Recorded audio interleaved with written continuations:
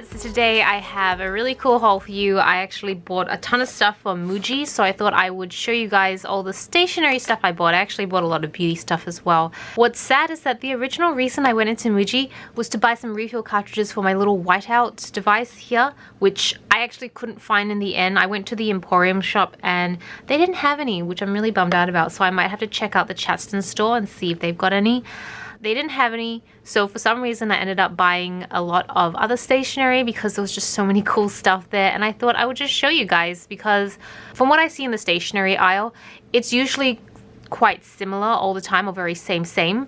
So I thought that this might be just something good to show you guys. I'm going to test some of the pens I got so you can see what the quality is like. So I'm going to put this down and I'm going to take out one item at a time. Okay, first things first are some notebooks. I got 2 notebooks, and so I mostly got these for work because I felt like they were a lot more work appropriate than some of the Kikki K ones I have. Not that I have any issue with buying Kikki K notebooks for work, totally, because I'm all about that. But I like having a notebook maybe more for meetings with clients, and then a notebook that I would generally use. So I thought I saw one of my coworkers had this one and it just looks so sleek and professional.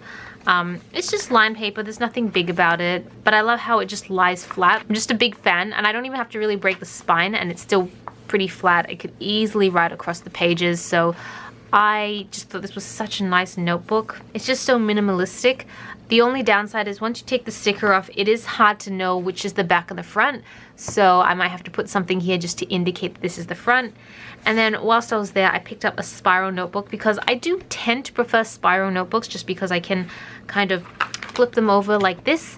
But as you can tell, this would not be for work because there are no lines on it, so it makes it a little hard to take notes. So I'm not really sure what I'm going to use this one for. It might be just sketching some video ideas because I do need some blank paper for that. But again, beautiful, beautiful notebook, and a little hard to tell which is the front and the back, but I don't think it really matters for this one. Next thing I bought were a bunch of coloring pencils. I really don't need more coloring pencils because I have a ton of Derwents that I want to get through, but these were like $6.95 or something like that. It was pretty affordable, and I thought I would give them a shot, try them out. So they come like this.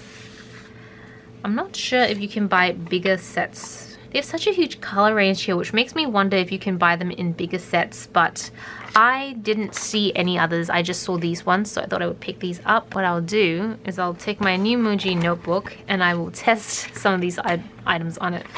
I love these pencils. They're so like, these pencils just feel so nice in the hand. They're cylinders, and I'm not sure if you can tell, but they have like a little number embossed in the back in silver. And they color well. It's very smooth. So I can't wait to use some of these and see how I go. But these are just standard pencils. I don't think, from what I can tell, these are not watercolor pencils, so I would not try putting water on this. A couple other items that are not pen related just yet. This is a pencil case. I thought this would be really great for traveling when I just want to take a few pens and I don't want them to get crushed, or I don't feel like taking those like huge zipper rounds because they do take up quite a bit of space. So this was just really nice and simple. I picked up some scissors. I go through scissors insane. I'm not really sure the process that other sticker makers go through, but I use scissors to cut some of the stickers out, so I go through these like crazy. And these ones look really nice. They have a clear handle, and they feel really easy, like they feel very comfortable in their hands, so I'm keen to try these out and see how I go. I picked up a few post-it notes. These are like really mini post-it notes, like really miniature, but I use these so much on my monthly view for my Erin Condren. When I plan out blog posts or anything like that, I will write them on these because these fit just nicely in each of those monthly days without overlapping, and I don't have to cut the post-it note or anything, so I go through these like crazy. I think this is probably the 3rd roll that I've purchased because I've been through 2 already. So yeah, I use these a lot. Then I picked up these. These are completely unnecessary. I think these are just little markers, but I saw them for just under $5 and I thought that was really cute, so I couldn't resist. They are not going to be ergonomically comfortable to use, I can tell you that already. Oh, they're like little textures. They're so cute. Yep, they're just basically little markers. Actually, I should clarify that in my last video I think it was my IKEA haul, I was calling these texters, which is basically, now that I've googled it, texters is the Australian term for markers. And so growing up, I've always called these texters. I think I got some confusion in the IKEA video about what I was actually saying. So just to clarify, when I say texters, I mean markers for the American audience, but texters is what we call them in Australia. At least that's what I used to call them as a kid growing up. So yeah, though I'm pretty sure that when I saw this on the shelf, it did say markers. So there you go. A little bit of cultural knowledge, I suppose. And the rest of the items are all new pens that I wanted to try out. I'm like getting really obsessive with trying lots of different pens and for different textures and stuff like that. So I'm not sure. I've been like eyeing off a few pens online. If I do pull the trigger on any of them, I'll make sure to do a video on them. But this particular pen has 6 colors in it. I'm not usually a fan of these sort of pens because they're just so thick and I can't write in them long term, but it is nice when you are just writing maybe nothing, if you're not taking like lengthy notes but you do want to color coordinate, then this is so convenient because you don't have to keep picking up and changing pens. So I like to have a few of these lying around. It is ballpoint. It is 0.7, which is not usually what I like. I much prefer 0.3.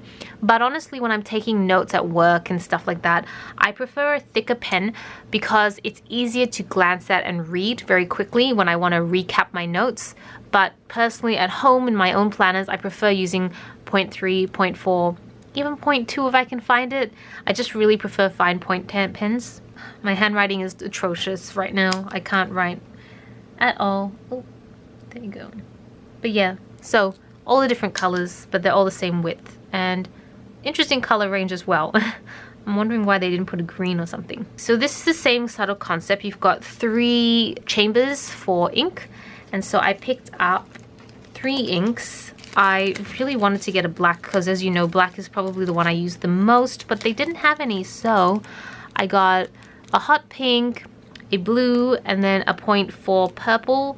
I would have gotten the 0.3 purple if it was there, but I think they were just running low on stock, so I might actually just quickly put this together and so I can write with it.